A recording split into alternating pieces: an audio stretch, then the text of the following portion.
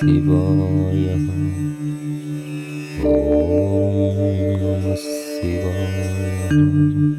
ఓం నమః శివాయ. ఓం నమః శివాయ. ఓం నమః శివాయ. ఓం నమః శివాయ. ఏయ్ ఆగండి, పెద్ద స్లిమ్గా ఉన్నట్టు నాకన్నా ముందు నడుస్తున్నారు.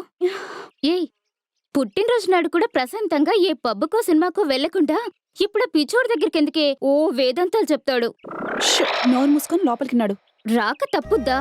పద.